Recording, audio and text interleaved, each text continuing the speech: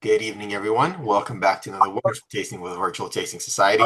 Today, we're excited to taste the wonderful, the legendary, the well-known single malt Scotch from the Space Side, the Glenfiddich, one of the best-selling single malt Scotches in the world. And joining us today from the brand is Christophe. He is the West Coast brand ambassador for the Glenfiddich, and he's going to be telling us all about the brand, the history, the future, what's going on now. As usual, we have 6 amazing drams of us. We have everything from the 12 up to the 1 year. For those of you who are proof conscious, these are all at a very mild, easy to drink, enjoyable ABV. So I think we're at about 40 to 43% all around. So nice and enjoyable. I think everybody's going to be having a good time. All that said, thank you very much for being here. Anyone who's here for the first time, welcome. All about participation, so feel free to unmute yourself and ask questions and share tasting notes or share them in the chat. But so we don't have mixed background noises, we just ask you to be muted unless you're actively participating. With that, enjoy the presentation, and I'm going to hand it over to Christophe. Thank you very much. Good evening, everyone. I apologize in advance. Like I said, I had a lot of work today, so I'm doing this presentation from a Korean restaurant in LA. So everybody is a little bit excited. I mean, some people have been drinking Glenfiddich already. So yeah, but I will get nearer to the computer to hear your question. So my name is Christophe Pienkowski. I am the Glenfiddich West Coast ambassador. I've been working with the brand for a few months now. Before that, I was working for a cognac brand, Martell. I was the national ambassador in the US, in Europe, and in Asia.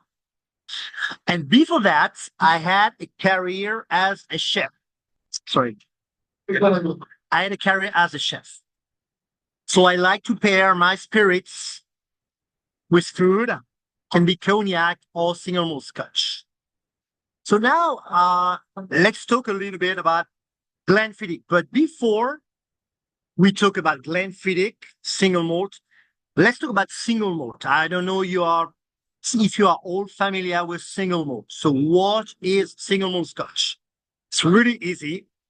It's made with 100% malted barley, fermented with yeast, double distilled in copper pot stilled, aged in Scotland for a minimum of 3 years. And the most important thing, it comes from only one distillery, single malt, single distillery.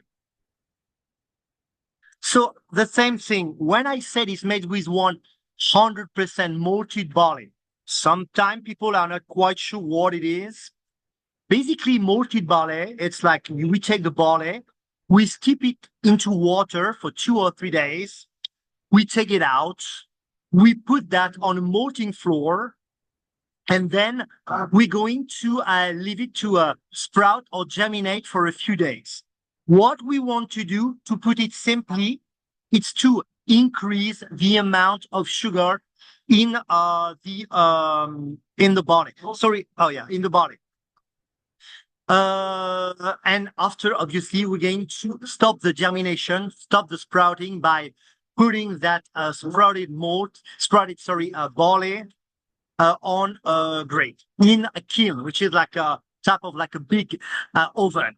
So we're going to use either hot air to dry it, which is our case, like Glenfiddich, or you're going to use peat if you're more in the southwest of Scotland, there in Islay or Campbellton.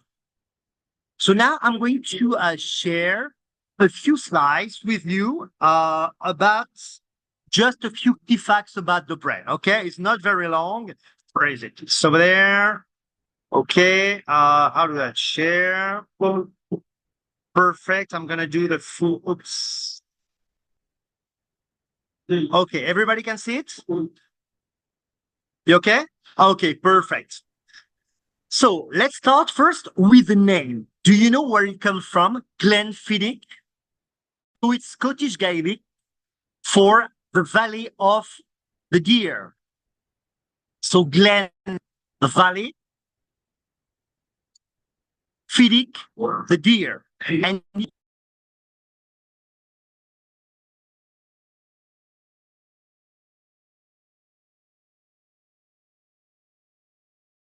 I think we lost him.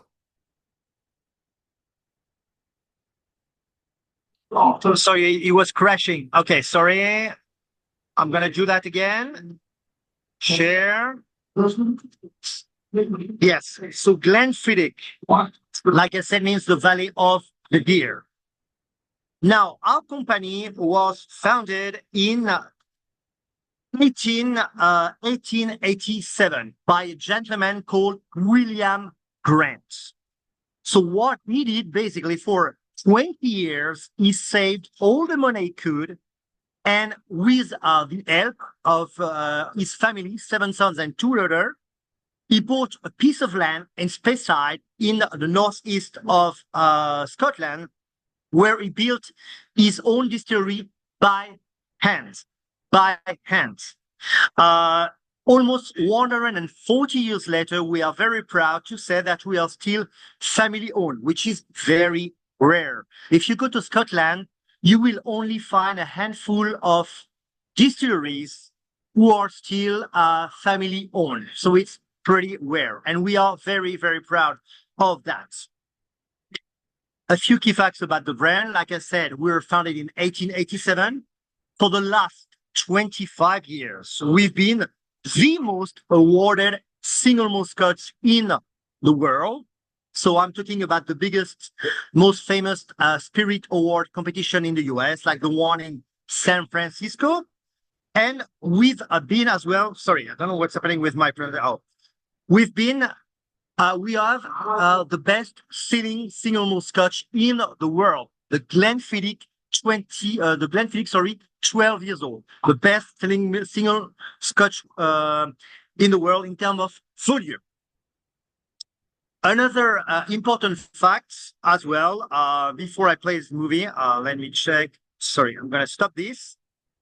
Before the 1960s, the whole world was drinking blended scotch. Before the 1960s. In 1963, William Grant and Glenfiddich had this crazy idea of actually exporting and brand single malt as single malts. Nobody ever did that before. So single malt existed before in Scotland, but nobody was really drinking it. So Brand family and like Glenfiddich were the very first to actually export it in the US and brand it as single malt. So without Glenfiddich, without William Grant, the single malt category would be very different today. So now, end of talking. I will take your question maybe after. Let's start with the first tasting of the evening. You ready for the first tasting? Yes. Okay, perfect. We're gonna start with the 12 years old. So the 12 years old, 12 years old now.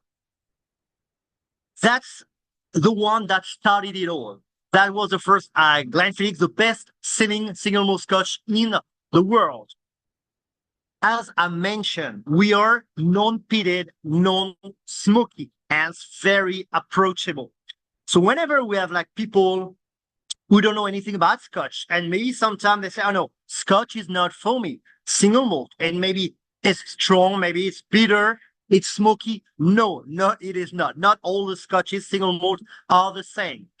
For Glenfiddich, we are non-peaty, non-smoky. We come from Speyside. So basically, all our single malt Scotches are more on the fruity side, the vanilla notes, and a little bit of spices. So this one, the 12 years old, on the nose.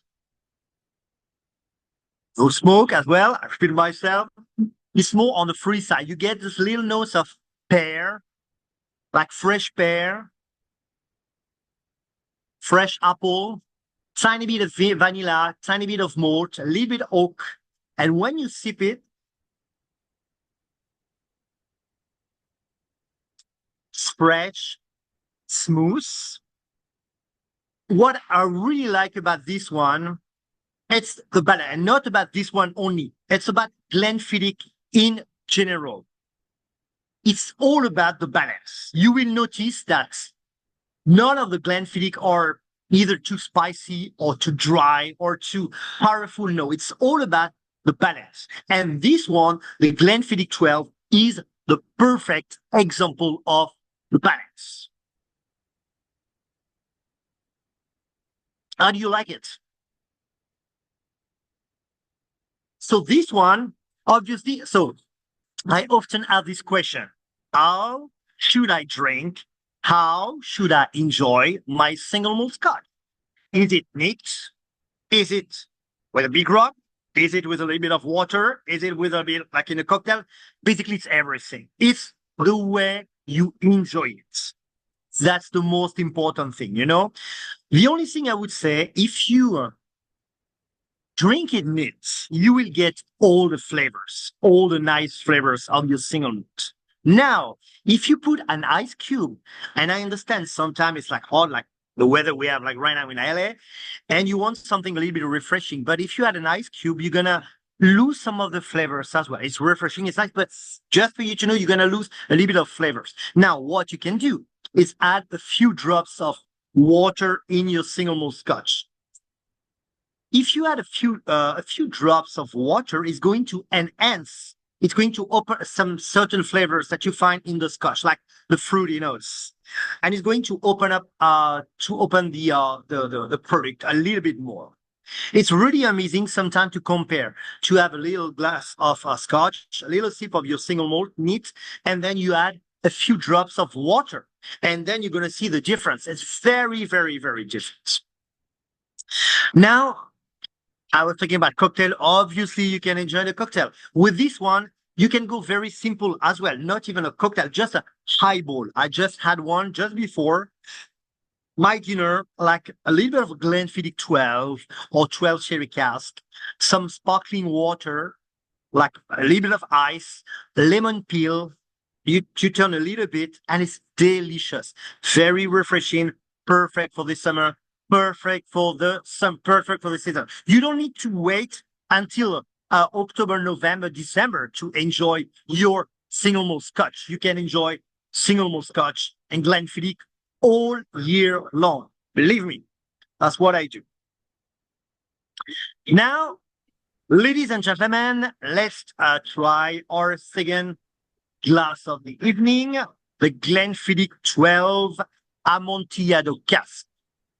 So you're going to tell me, yeah, Christophe. Okay, Christophe, everybody say, did you oh, talk the about Scotchy. Sorry. did you talk about the barrel makeup of the original 12-year? You mentioned it, right? Yes. So the sorry The original 12-year, you talked about the barrels, what barrel oh it's yeah. So the thing is, whenever you know, for Scotch brands, I mean, usually we use different type of cask for the aging of our scotches. So most of the time we use American barrels, most of the time bourbon barrels, or European cask, like sherry cask or port cask. The proportion today is about 80% bourbon cask, 20% sherry cask. That's the proportion we use, but it can be different depending on, I mean, we're going to enjoy another Glenfiddich 14, which is, we don't use sherry cask for this one, for example. But like I said, most of the time, that's the proportion. And usually, when we talk about sherry casks, we talk about Oloroso casks. Those are pretty expensive, but not too complicated to find. Now, for this one, we use Amontillado casks. So Amontillado casks are rarer, more difficult to find, and much more expensive. They represent 5% of the total production of sherry casks. That's not a lot. So usually when you see Amontillado, when it's your scotch is aged in Amontillado cask, it means it's an older kind of scotch, usually 15, 16, even more than 20 years old scotches. But for this one, we are lucky because Glenfiddich decided, the company decided to age or 12 years old in those rare Amontillado casks. So on the nose of this one, still fruity. Obviously, it's like the brother or sister of the Glenfiddich 12. But this one, you're gonna get as well a little bit of spices, like typical from those Amontillado casks. A little bit of ginger, a little bit of cinnamon. Like I said, still fruity, but when you sip it, still fresh, mellow. But like I say, it's more on the spicy side, like a little bit of spices, and the finish is like I would say a little bit warmer, a little bit drier at the end. And you may find a little bit of like peppery notes at the back of your tongue, a little bit. It's really enjoyable. Again, meat on the rock in a cocktail as well as delicious. So for this one, actually this afternoon we visited this place and I asked the bartender to make a daiquiri. A daiquiri with a 12 years old. It was fantastic. It was delicious, delicious. So you can be a little bit adventurous. Remember, you don't have to be too conservative when it comes to single malt scotch. Once again, it's the way you want. You know, if you enjoy it with a rock, if you enjoy it with a cocktail, the way you enjoy it, that's the most important thing. So this is the Glenfiddich 12 Amontillado casks. Now we're going to move to the 14 years old, the famous Glenfiddich Bourbon Reserve. So this one was launched a few years ago to attract bourbon drinkers in the US. So you know the US is a huge market, obviously, for bourbon. So they had this idea of the malt master to age or 14 years old only in bourbon barrels, then finish in new American oak. So this one on the nose, you're going to nose it. It's going to be very different from the 12 years old sherry cask, especially the sherry cask. For this one, you're going to get more of the typical notes coming from those like new American oak, the bourbon cask, like the vanilla, caramelized note as well, the little bit of toffee, a little bit of oak. And when you sip it, it's rich. It is sweet, but not too sweet. And that's the difference with bourbon. I would think when they launched this one, it was to attract bourbon drinkers. Yes, but when you drink bourbon, and especially if you like old fashioned, you go in a bar, you ask for an old fashioned, sometimes they put too much syrup, too much sugar in it, and then it's going to be just too sweet. So the Glenfiddich 14 Bourbon Reserve is not as sweet as bourbon, but it has a longer lasting sweet finish. So that's the big difference. This one obviously can be enjoyed neat like this. On the rock is refreshing, but what you can do, I don't know if you have like water near you, you can compare as well. You can add a few drops of water in your Glenfiddich 14 just to see the difference between both expressions. I was talking about old fashioned. I don't know if you like old fashioned, if you like bourbon, but you should try this one in an old fashioned. It is absolutely delicious. And once again, because it's a very well balanced single malt scotch, it's going to create the perfect blend for a perfect perfect combination for a cocktail like a Manhattan or an old-fashioned? How do you like? Which, like, you prefer like the 12 sherry cask, the 14? The 14 is popular. Let me look at the chat. Sorry, I'm gonna I can see the chat at the same time. Okay. Okay, perfect. I see, but so a few words about casks. That is, you were talking about the cask finish. So the engine. So like I said, we use usually bourbon cask, sherry cask, but we also do some cask finish. So what it is like after the regular aging in those bourbon casks, sherry cask, American cask, European cask, we can do a cask finish in different type of cask, some cognac cask, red wine, rum cask, different type of cask.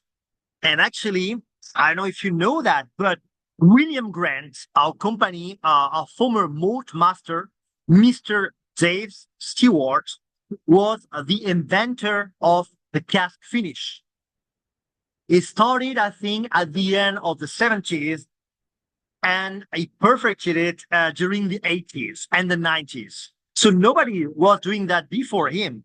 So he started to do those experimentations in cognac cask, like I said, red wine cask, white wine cask, and it worked. So now our current mold master, Mr. Brian Kingsman, is also an expert on the cask finish. And actually, we're gonna try one tonight, or we're gonna try our Glenfiddich 21 Grand Reserve. So now let's move on to our where is my okay, let's move on to our Glenfiddich 50. So this one is really, really special. So I was mentioning Brian Kingsman, our former mold master. They came up with all those like crazy ideas, like this one actually. So I don't know if you're familiar with Solera vat. So it's a technique that was brought back from Spain and Portugal.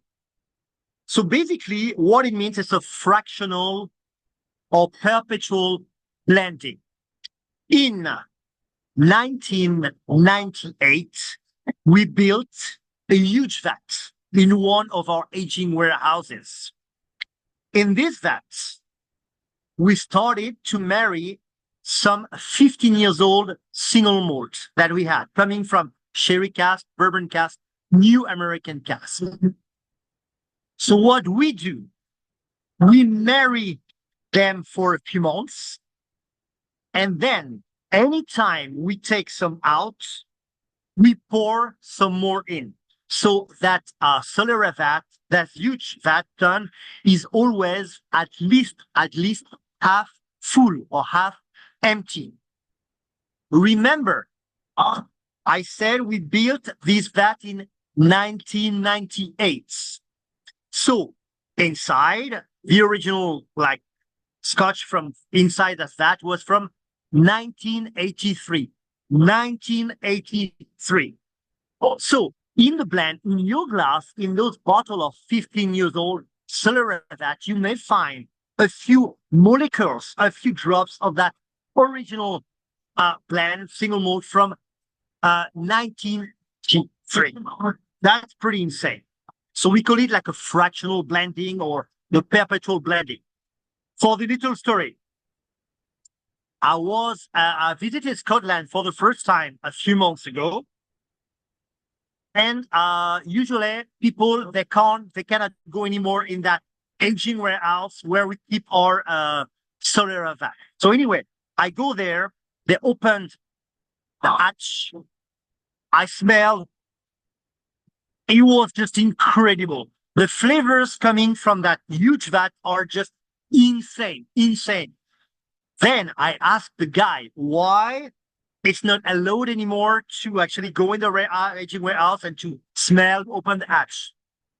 And he told me a few years back, there was this lady who opened the hatch. They opened the hatch for her, and she smelled. She had those like Chanel glasses, like big Chanel glasses, and they fell into the vat.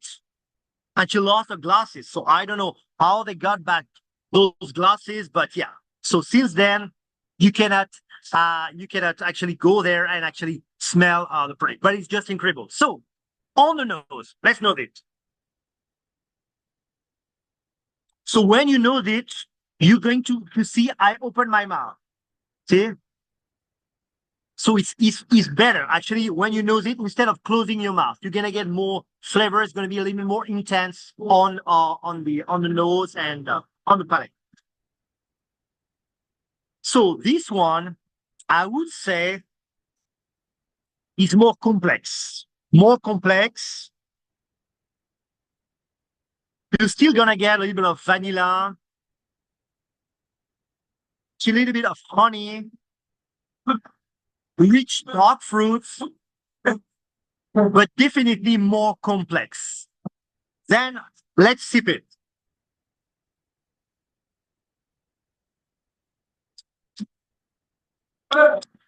It's it's like really smooth, like silky smooth. Um, Yet as it's written there, it's like full-bodied, and I don't know if you notice that it's very clean on the palate, very clean on the palate.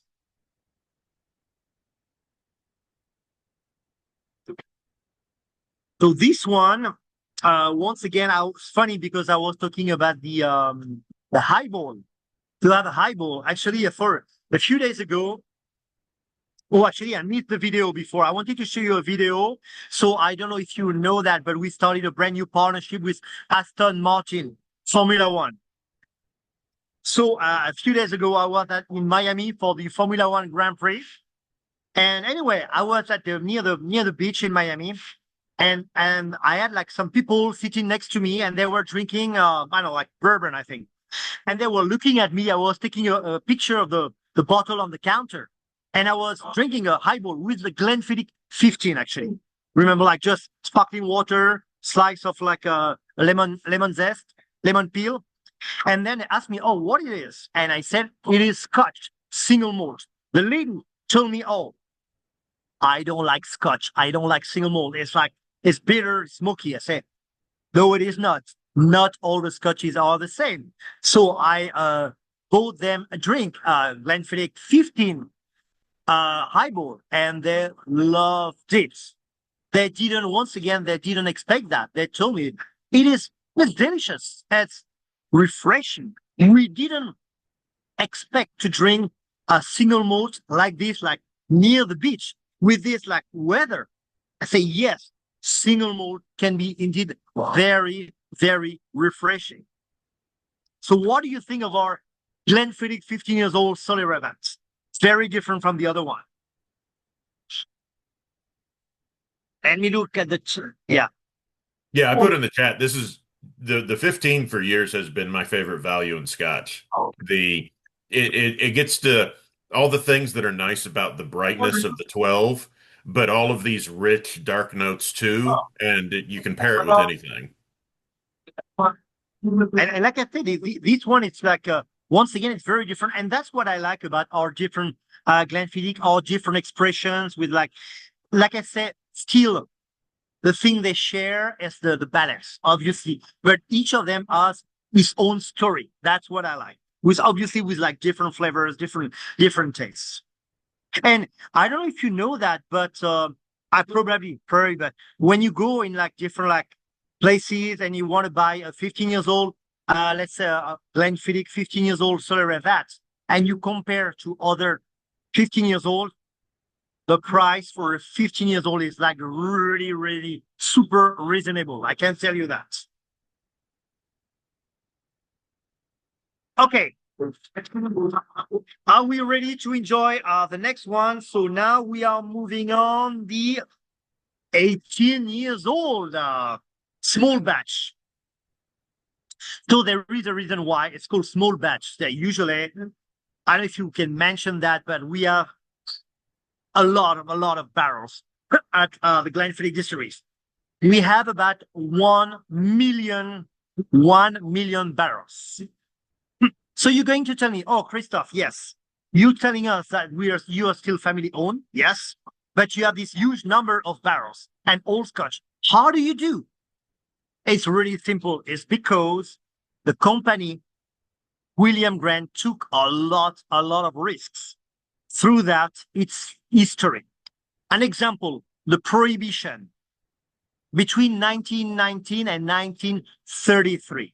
At that time, it killed the market in Ireland, in Scotland, because the US was biggest market for those like spirits. So in Scotland, maybe like 4 or 5 distilleries survived. And most of them, they were slowing down the production or stopping the production. So at that time, Glenfiddich, instead of doing that, they actually increased the production. That is insane. Increase the production during Prohibition. So they were selling a lot of their expressions in Asia. So we were quite lucky.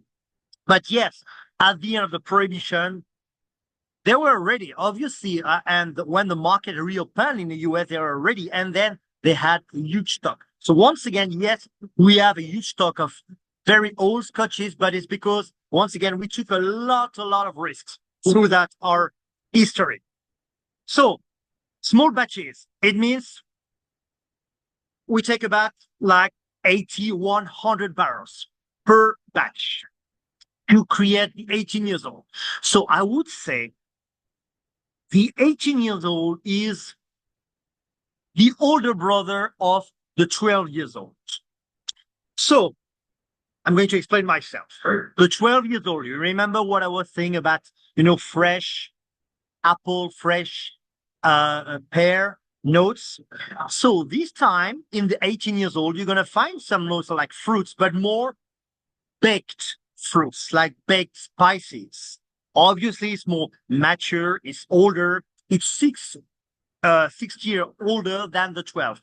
But you have some similarities, but more on the mature side. So on the nose, like I said, it's still fruity, the vanilla, the fruit, but this time, once again, more baked. Yeah, baked apple, baked pear, like the vanilla is still there. And when you sip it,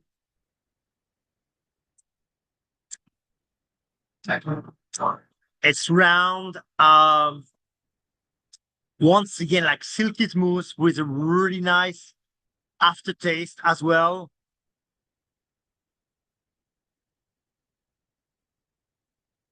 And as well, you get some little notes of like pastry as well, a little bit like tiny bit, like just a bit like the 14 as well.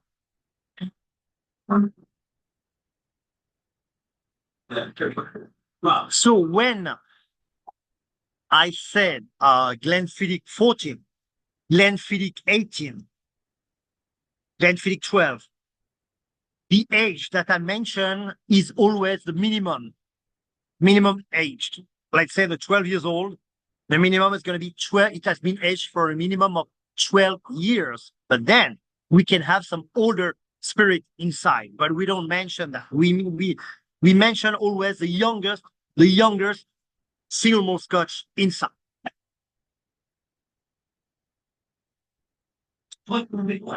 So now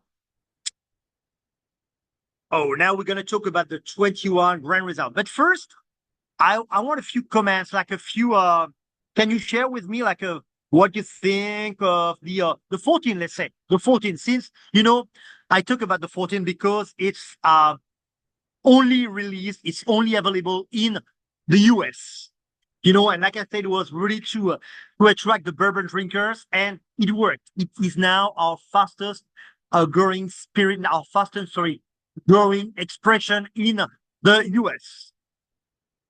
So let's look at the chat. Or you can talk to me directly like that. It's a little bit noisy at the back, but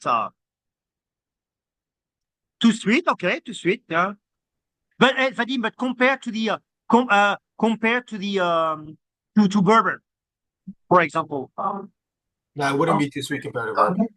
Somebody pointed out that there's a 12-year-old kosher Glenfiddich. Is that also ex-bourbon cask American oak? What's the deal with that one? Which one? The 12-year kosher. Which one? The 9 years? Or The 12. There's a 12-year-old Glenfiddich kosher release.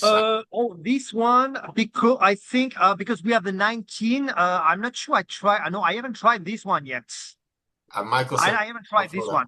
The 12. I tried we have the 19 kosher, but the 12 I haven't tried it actually. So I cannot beat. But basically the 19 kosher, it's like an older version of the 14. You're absolutely right. So it's only bourbon barrels, but if I remember well, no a finishing or no aging in new American cask. So the 19, yes, kosher is like only bourbon casks.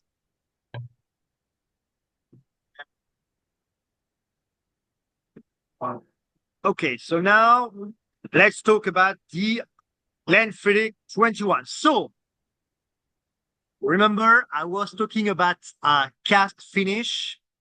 This is a typical example.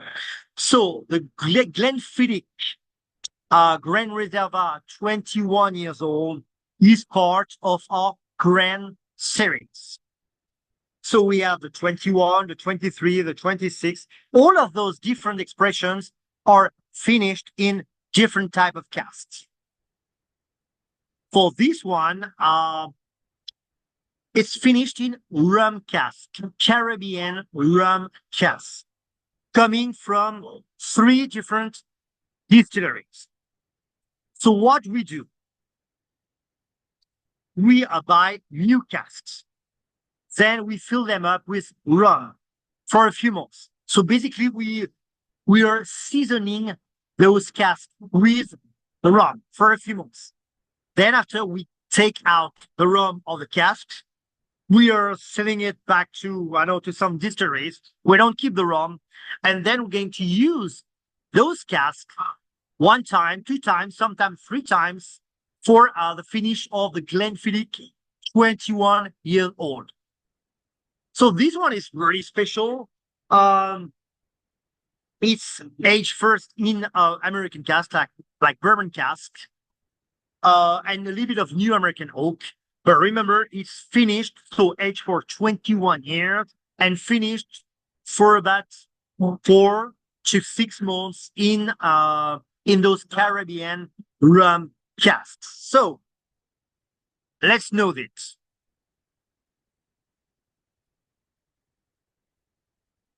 So right away, you don't need to be a specialist. Right away, you can tell it's been finished, it's been put in rum cask. You get those notes of exotic fruits, banana, a little bit of mango, toffee, vanilla, honey. It's rich. A little bit of a tiny bit of leather, a little bit of spices as well. And when you sip it,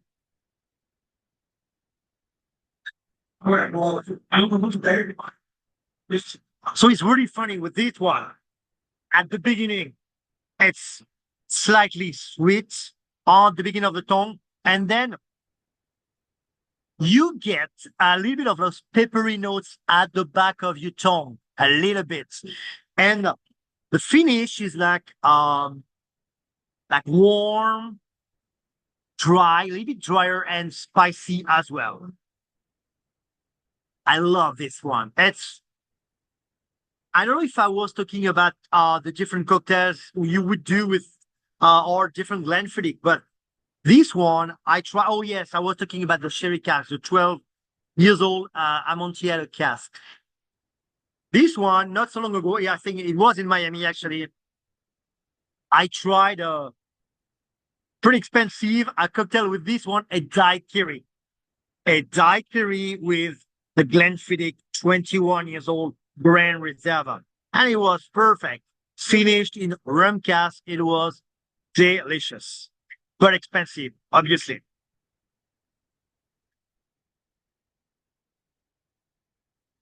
So funny story. A few months ago, when I was at the distillery for the first time and the bottling plant, I was talking with our malt master, Mr. Brian Kingsman. once again, a specialist in the cask finish. And I said, Chris, I'm not going to release that, but I want you to try what I've done. I want you to get what do you think of this product? So I didn't know what it was. What was the cask finish? I tried. The smell was really strange, to say the least. Then I tried and I said, this is crazy what it is.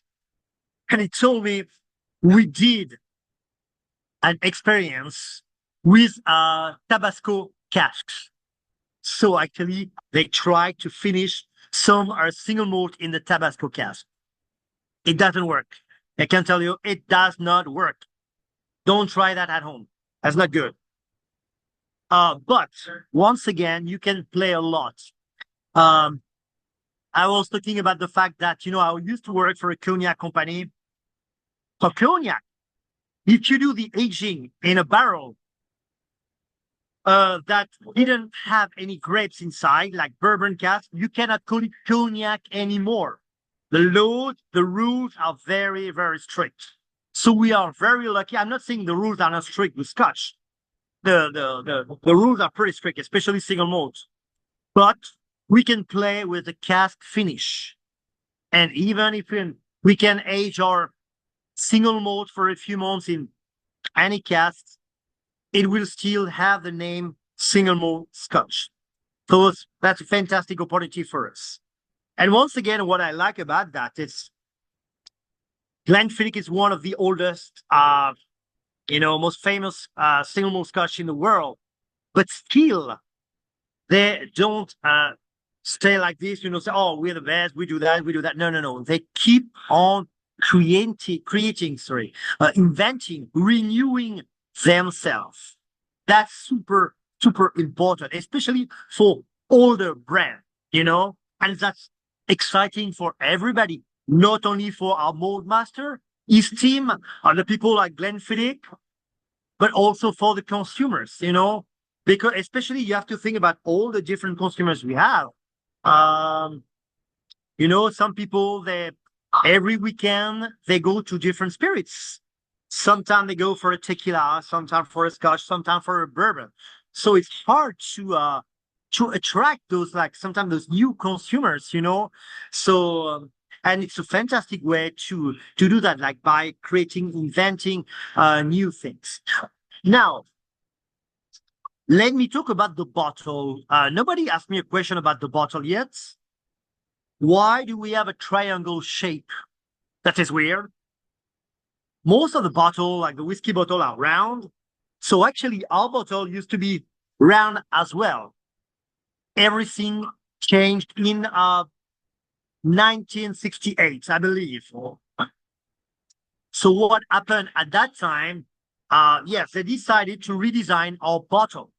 So they say, let's do the triangle shape. So triangle basically as an homage, a tribute to the things we use to make single malt Scotch.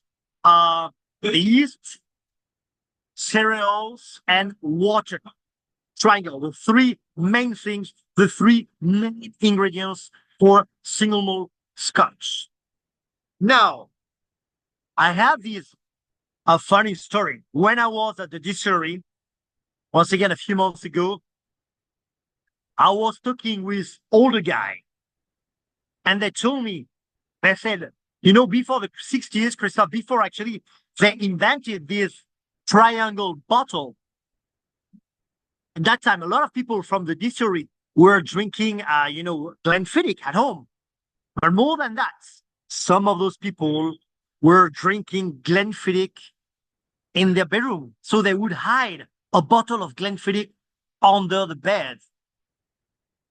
Now, the problem was sometime, especially at night, the bottle was rolling and they would get caught by their spouse.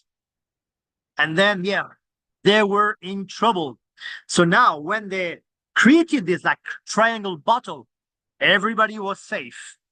So that's what a great thing for those people, especially working at the distillery and enjoying the Glenfiddich at home. especially at night. So let me let me know what you think about the single malt, the Glenfiddich 21 Grand Reserve. Let's see the charts. What do you think? It's nice. And remember, so I was saying that our mold master, Mr. Brian Kicksman, is a specialist in the cast finishing technique. But it's insane when you think about that. You have a 21-year-old Scotch. You could sell it as is. It's already probably like delicious.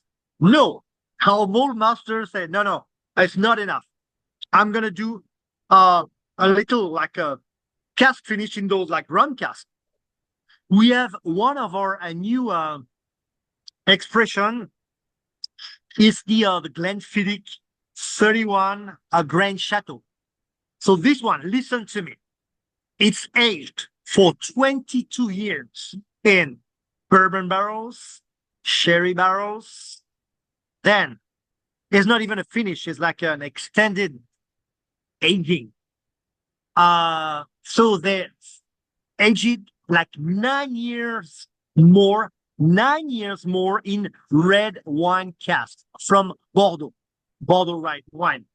That is crazy. You can imagine that? You have a beautiful 22-year-old Scotch, and then you take the risk of aging it even more in those like red wine casks. That is, that is crazy when you think about that. Not a lot of brands are doing that. I can tell you that. Especially 9 years, that's probably very rare. I haven't heard like anything like that before, actually.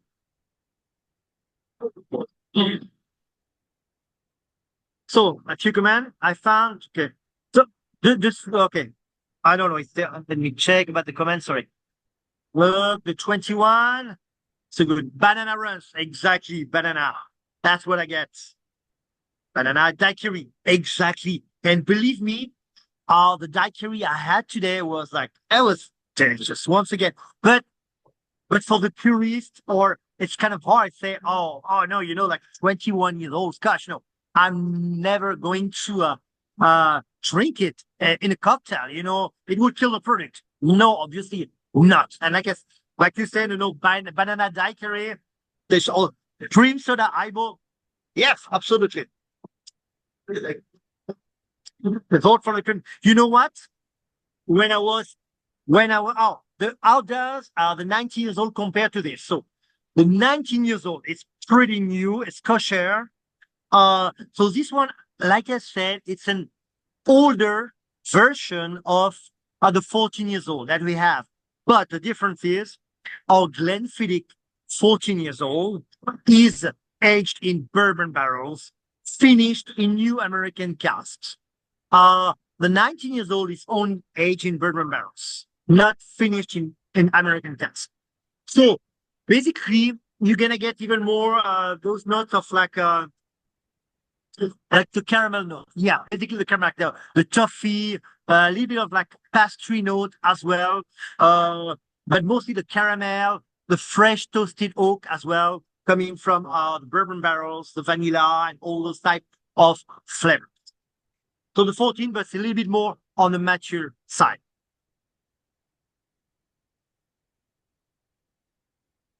I forgot to mention one thing, and it's very important. As you know, when you make Scotch, when you make single malt, you use a lot of water, obviously. First, to steep the barley into the water. That's the first process. When William Grant, our founder, bought the property to build his distillery, he basically chose the place because there was spring water running through the property. The Robidoux spring water. That's the name of the spring water. We are still using the same spring water almost 140 years after our beginning. We are the only, the only Scotch distillery to use a single source of water, spring water, for the entire whiskey making process. So just to show you how rare it is. So the water, so I tried the water actually. And when I was there, it's funny. So the water is delicious. It's soft, very soft. So it's not in a hard water. It's like very soft spring water. When I was at the distillery at night, the first night, I was staying on the property, like little cottage. And I was looking for a bottle of water. I said, oh, they forgot to give me a bottle of water for the night. And then at one point, I thought, Christophe, you're in Speyside, northeast part of Scotland, in the middle of nowhere. Basically, around you, you have, yes, the most famous distilleries, but it's like countryside all over the place. Hills, ships, and then it rains a lot, obviously. They have snow during the winter. So anyway, I thought you're in the place where they probably have one of the purest water in the world. And I tried the water, the tap water, and it was delicious, fresh, delicious, very pure.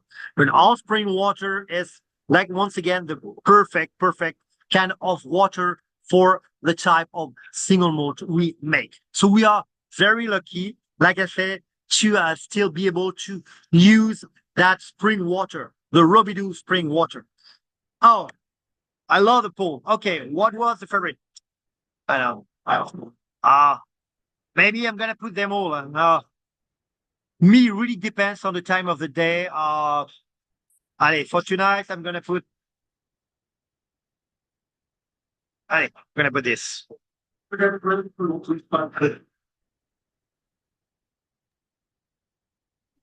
I'm curious about the poll. I had a question.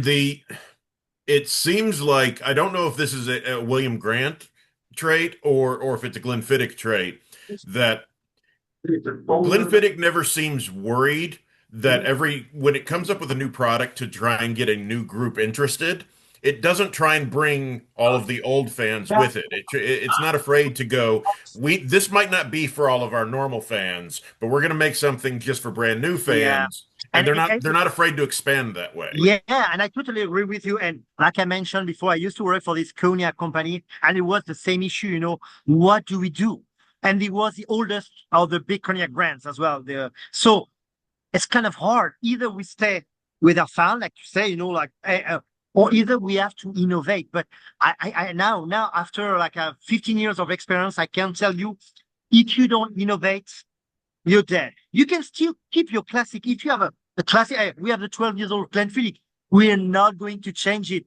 But yes, you need to innovate to come up with something new. You need to attract, new consumers, especially right now. I mean, you are probably all very familiar with single malt, but not everybody is. And sometimes I'm so surprised, when I started with the company, the other ambassador told me that, say, Christophe, you will go to some places and people will tell you, we don't like single malt, we don't like Scotch because it's bitter, it's smoky, it's bitter, it's strong. And you're gonna need to fight about that, to explain the difference. No, we Speyside, we don't use speed, we don't use smoke. It's different. But yes, and that's what I like about the brand as well. They take a lot of risks. I mean, the malt master, Mr. Brian Kingsman, is an incredible guy. So humble, but very knowledgeable. And I believe he has a background in chemistry. And now, actually, a lot of malt master or blend master, they have this background in chemistry. And it's pretty logical when you think about that. But yeah, But you need, I believe, especially for older brand, for classic brand, yeah, you can keep your classics, but you need to innovate to come up with something new. And regarding the Grand Series, for example, the one you are enjoying tonight, the Grand Reserva 21, it's a one-off. Remember that. So maybe we're going to be able to keep that for 3, 4, 5 years, but it's always a one-off. And probably 5 years, we will stop it. Like the Grand Chateau, it's a one-off. The Grand Couronne, the same. We had the Yama, I don't know which one did. And it was like finishing those like Japanese cast. It was a one-off. We don't have any, I mean, we have a few left, but it was a one-off. So yeah, it's always exciting to do that. Yeah.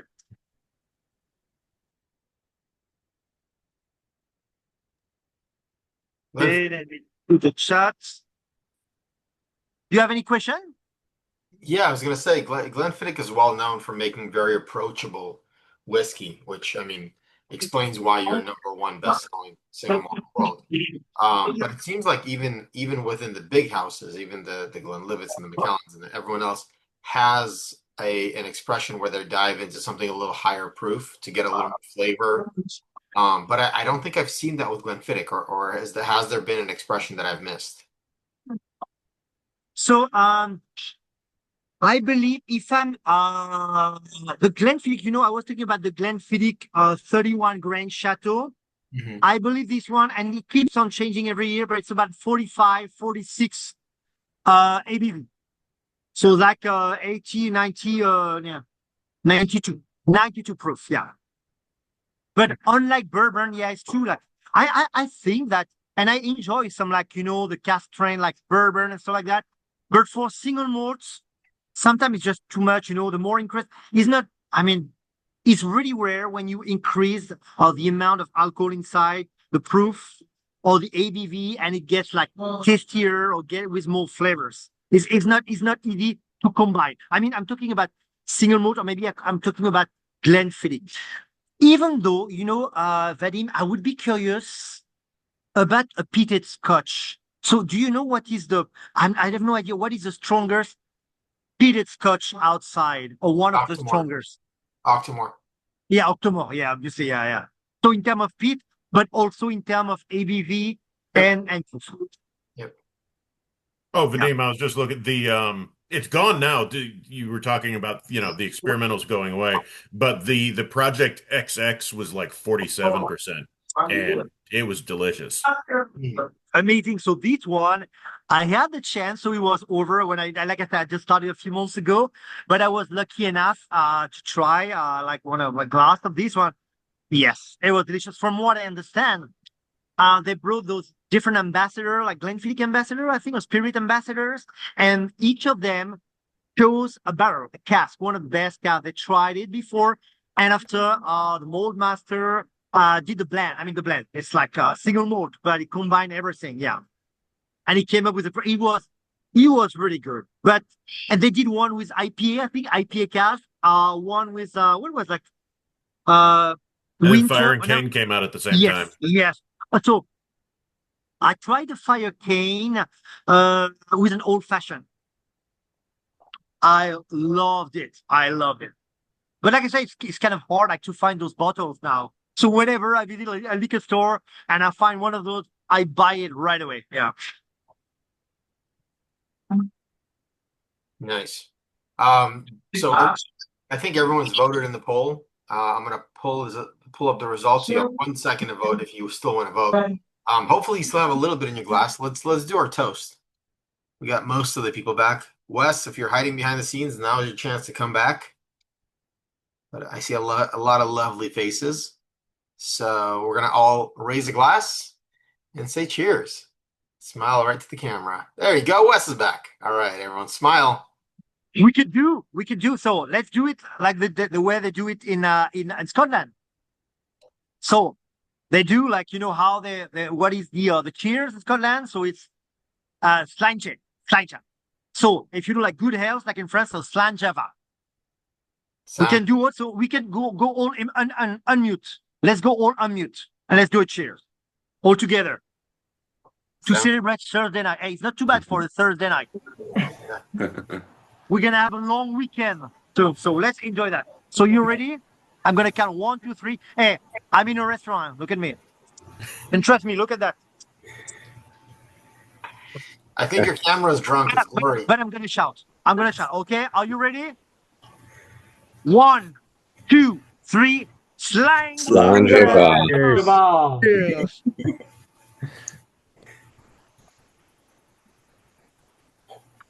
Oh, delicious. Usually I don't do shots, but he was a little tip. Christophe, what do you think was the favorite of the night out of everything we tasted? I'm very curious. I would go either for the 14 or the 21. All right. The results are in, and the winner is the 15 by a landslide. Oh, wow. I'm very surprised. So, Half the votes went to the 15, and then oh, Avon Scott Cask and wow. 21 tied for second place. I mean, it's delicious, but I would say, I mean, I can tell the people tonight are connoisseurs because usually if I do that and people would go, and if they're not familiar with single malts, oh yeah.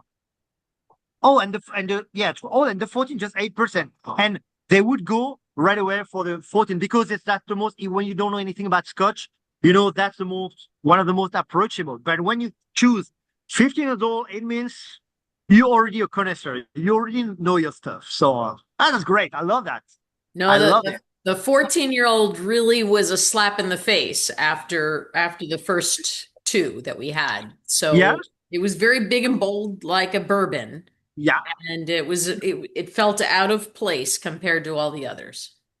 Yeah, and it's very, and like I said, when they do those different expressions, it's not only about the age, it's about, either the cask finish or the type of barrels they use for the aging, like I said, bourbon, sherry cask. Yeah. So just one more thing about the cask as well. Vadim was talking about that. So the big difference between European casks like sherry cask or American cask like bourbon cask, the profile is different. The bourbon cask or American casks are going to bring the smoother notes, like notes of the vanilla, coconut, whereas the European barrels have a more tannic profile. So they're gonna bring the spices, the notes of like dry fruits, notes like that. So they're very complementary, but very, very different when it comes to the aging. So that's why actually we use both. But the interesting fact, if you take I know if I talk about that to go also, maybe I mentioned that already, but a long time ago it was the opposite. The Scotch houses would use more sherry casks than bourbon casks. But through that history, it got people basically nowadays, they don't drink a lot of sherry. So that's why it's getting harder and harder to get sherry cask, to buy sherry cask. So obviously, it's not the case of bourbon. It's easier, quite easy, even though they're expensive, especially the one we use. We use like pretty old bourbon cask. But yes, now it's the opposite. 80% bourbon cask, 20% sherry cask. And obviously, for the cask finish, we use like cognac cask, red wine, white wine cask, rum cask. We do a lot of different experiments.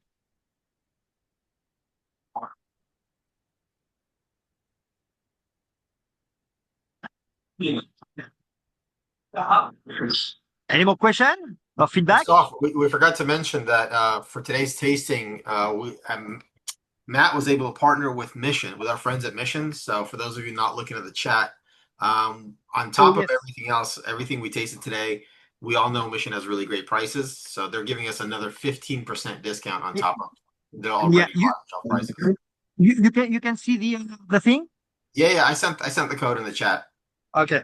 So all the bottles today and the 23-year-old, if you use that link or use our code, you'll get a 15% discount, and that's good until the end of the month. So enjoy. So you can get that 15-year-old, normally $50, ends up being 42, which is a great deal. So that's fun.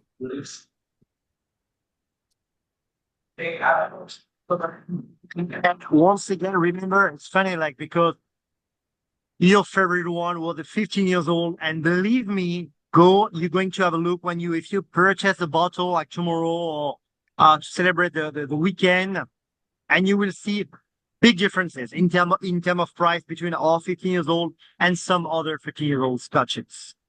Mm. The nose on this. I'm sipping the 21 year, and it's just there's so much there, so much complexity.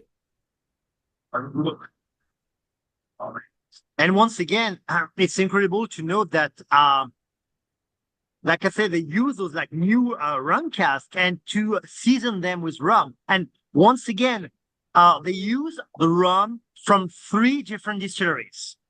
So basically, those rums are coming because they come from 3 different distilleries.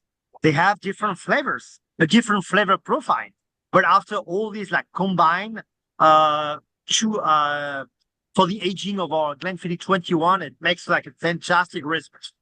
But first, like I said, you don't need to be a specialist to say or to recognize right away that it's been aged, it's been in contact with rum casks, especially like the banana. Like I would say the banana, but that comes first. You don't need to be an expert. Say, oh yeah, right away, I get it. Were the 3 distilleries, are they the same country or different countries?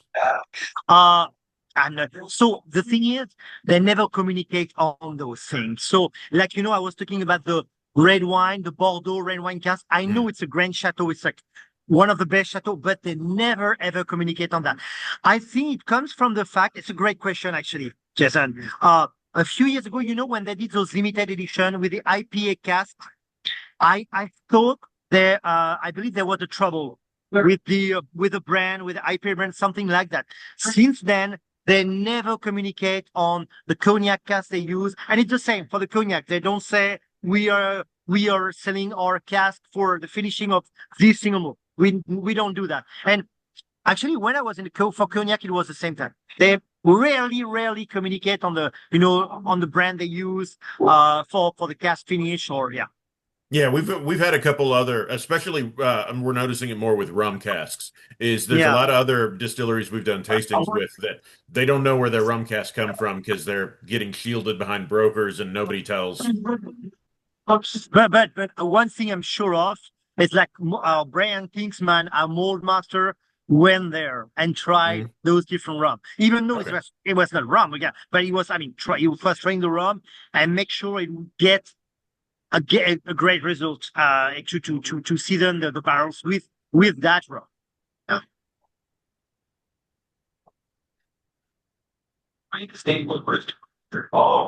Hey Jason, how many bottles, out of curiosity, how many bottles do you have behind you? So that's mostly US, so that's probably about 800, and I've got another 300 around the corner. Oh wow. You tried everything? Most of them. I've got about 400 of them open, and then a bunch of them I've gotten. Even if I haven't opened a bottle, I try and do a sample. But I'm never gonna finish all those bottles. At my funeral, I'm just gonna require nobody gets any money until everybody has drunk everything. There's money to be had. I'm saying it might be like $5 at that point, but I'll be there. I'm not going to tell anybody that it's only $5. Jason, what's your best bottle? I'll be sure to pour it over your grave when you pass away. No promises. No. My liver first. What he's not saying is I'm going to be laying on top of your grave while he pours it with my mouth open. Let's keep Jason alive. Let's not plan for that. But yeah, thank you, Christophe. This was really fun. We really enjoyed this, and we look forward to seeing you again in a couple of weeks at our dinner in Pasadena. And once again, Ferdinand, I would love to apologize. Once again, I'm sorry I couldn't do something. I couldn't be in another place to do the presentation. I was supposed to do that calmly from home, but yeah. Due to my schedule, I had to find a place quickly and to do the presentation. Yeah, we were glad we could have you. Thank you. You're very welcome. Bye. Thank you very much. Thank you very much, everybody. It was Thank you. a real pleasure. Have a wonderful weekend and Memorial Day. Be sure to check the weather forecast before you come. because sometimes June is the coolest, cloudiest month in LA. Yeah, it's true. It's true. Yeah. Oh yeah, the June gloom, May gray, June gloom. Yeah. Thank you Many very full much. showers. All right, Thank you very much. Bye, Vadim. Thank you so much. Bye. Bye, guys. Cheers. Cheers. Here.